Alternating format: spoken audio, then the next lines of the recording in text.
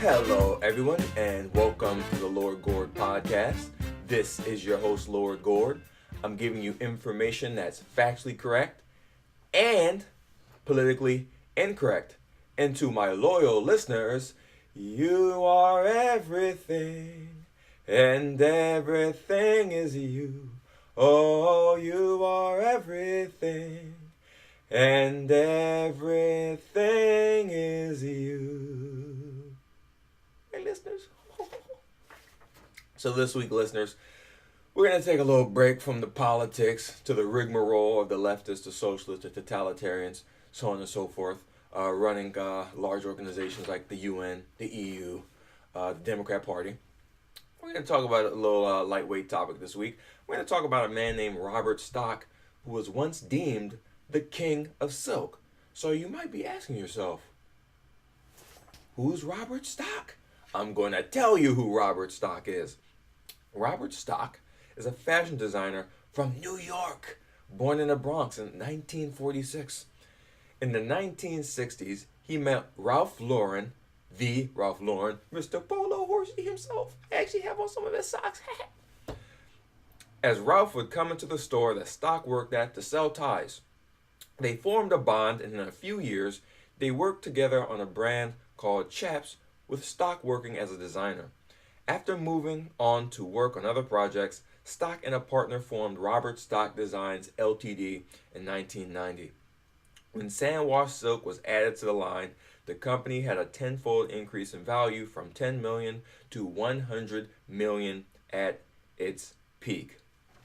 Well, if we're talking about sandwash silk, the person I've seen wearing it most recently is Bruno Mars. If you have the 24 karat Magic, the album, that whole like leisure suit that he's wearing is made out of sandwash silk. I got big into it because many years ago, watching some of these ghetto movies, I was watching this movie called Menace to Society, and in the movie, some of these guys had these these colorful shirts, and I was like, I thought to myself, I said, those are really cool looking shirts. Why don't people wear them? And then I ended up finding an old one in my home. It was my brother's, and I found out that they were silk shirts.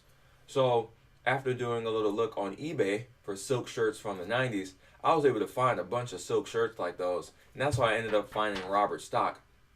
And I believe that he made some of the best sandwash silk shirts, not only in print but in quality in the business. And I have dozens of them. I love them. Usually if I'm not working and I'm not in a white collar shirt, I'm wearing Robert Stock. So this guy, his legacy means a lot to me. So let's see why this man was referred to as the king of silk. Robert Stock didn't start the silk shirt trend of the late 80s and the mid 90s, but he was a pioneer of it. And I'm going to show you some, if you listen to my podcast from a few weeks ago about the two legendary Japanese jazz fusion bands, Cassiopeia and T-Square, I'm going to show a few pictures for my YouTube listeners of Cassiopeia, members of Cassiopeia and members of T-Square wearing these silk shirts as far back as 1988. And I don't believe that they were Robert Stock shirts, but Robert Stock didn't create the silk shirt trend. I believe I was reading that silk shirts were popular in the 40s, but after that they hadn't become popular until like the late 80s to the 90s, when people like Robert Stock rejuvenated the trend. So, in Robert Stock's own words, quote, "In the mid-1990s, we discovered that silk was really never used in menswear for close to 40 or 50 years. It was popular in the 40s, and obviously it was always popular in neckwear." I love silk ties, by the way. "So we actually took sandwash silk, which was popular in women's wear, and made a men's shirt out of it. It was an instant success. From there, we made men's boxers, warm-up jackets, pajamas. We were shipping almost 1 million garments a month. That's how I was dubbed King of Silk," close quote. So look at that, all my Robert Stock shirts. They're all made in China. And the reason is that Robert Stock discovered that sandwash silk can be manufactured for cheap in the Far East. He was then able to create luxury styled items that were affordable for most, Short sleeve button ups, long sleeve button ups, warm up suits, leisure suits, boxers, so on and so forth. These are all the things that they are able to create with the sandwash silk, and that's just the ingenuity and brilliance of free market capitalism, that they're able to take a luxury material like silk and they're able to find a way to mass produce it so that people were able to afford luxury items. Because when you wear the shirts, they look like they're worth more than what they're worth. I usually pay, I don't know, $15, $20 for them, but they look like the shirts can be $100, $200. So I'm going to show you some of my favorite Robert Stock shirts. For the YouTube listeners, you're going to get to see a picture of them. For my podcast listeners, I'll just describe them to you. One of them is a Robert Stock shirt. It's pink, and it has a pink paisley print. I remember buying this about 2 years ago, and as soon as I seen it, I'd fallen in love with it. It's a gorgeous shirt. Another one is it's a teal and salmon pink colored shirt with portraits of a guy catching fish, and it also has sports written across it. I actually have two of these. I have one that was that I bought that was barely used, and I have one that was bought with brand new tags on it. And the tags were from TJ Maxx, and it said that those shirts at retail will cost about $30. So it was a luxury kind of shirt for an affordable price. There's also one that I have that's unfortunately damaged. I can't wear it anymore, but it's a navy blue shirt, and it has the little Robert Stock Golfing Man logo in various different colors on the shirt. I wore that shirt for a few years. I liked that a lot, but it got destroyed. Then I also have another long sleeve shirt that reminds me of Morris Day's suit from the Jerk Out video. So he was wearing a robe that was fitted like a suit jacket, and the print of my shirt is a goldish material, kind of like that. So when I had seen it online, it reminded me of Morris Day in the Time and Jerk Out. So I really like that shirt. So those are just a few. But I'm an avid collector of these Robert Stock shirts because he makes a new brand now that he's been doing for the past 18 years called Robert Graham. But I don't really like those shirts. One, they're not silk. And two, I don't think the designs are as good as they used to be. They're a lot more garish than what they were before. It just doesn't jive with me. And it doesn't look like he makes short sleeves as much as he used to anymore. I don't like them at all. I like the sand wash silk. Okay. So why do I like Robert Stock?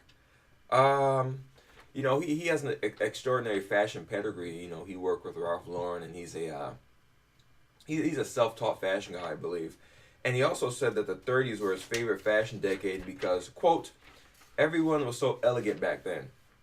When I watch movies like The Godfather, I would happen to agree with him because those mobsters were meticulous in the way that they dressed themselves. And even if you look at the time, you look at pictures of Morris Day in the Time from the old days especially, the way that they dressed, they were emulating people from the 1930s and the 1940s. That's why they look so elegant. And to me, they look much better than Prince and the Revolution, because Prince and the Revolution looked like a bunch of homosexuals. But yeah, even when I look at portraits from the old days, I watch stuff like Twilight Zone from the 60s. A lot of those people were still dressing like people would from the 30s and the 40s, nice suits.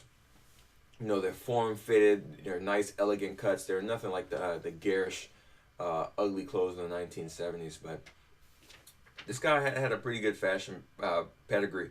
And unfortunately, there isn't really much of a market for the silk shirts anymore. I really don't know anyone who manufactures new silk shirts like that and sells them brand new. The only way I'm able to find them is secondhand through things like eBay, so on and so forth. So whenever I'm in the street, people ask me, "Hey man, where'd you get that shirt? That's a really nice shirt. I like that shirt." I was at my job maybe about a month or two ago. Met a beautiful woman. Only reason I didn't talk to her is because she had a huge tattoo on her arm. And if you listen to my podcast about fashion and the ideas that it conveys, you'd know why I steered away from that woman with the large tattoo on her arm. But she was my age, and she had a shirt on, and it looked like one of the sand wash silk shirts that Robert Stock would make.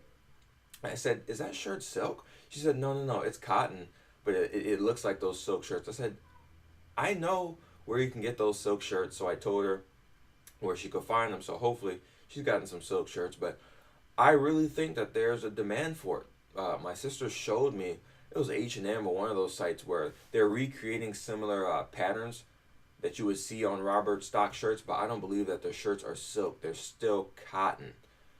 So people want the silk shirts, but someone's not making them. So, hey, there is a market out there for that classic late 80s, early 90s silk shirt look. And I was even talking to another coworker of mine about Billionaire Boys Club and Bathe and Ape, maybe 12, 13 years ago. They would have these hoodies, these overpriced hoodies with these little prints on it. Like Billionaire Boys Club had a print with like beepers and cigarettes. And I thought to myself, and I told him, I said, if they would print that on a sandwash silk shirt, that's something I'd probably wear, but not a hoodie. Even though they don't make those hoodies anymore, but I think that would be a great market for them or some other clothing brand if they start making sandwash silk shirts. I think people would like them, and they can make a good amount of money for it because Robert Stock was able to do that 20-something years ago, and you're seeing a lot of fashions come back that were around 20-something years ago. So that's just a thought.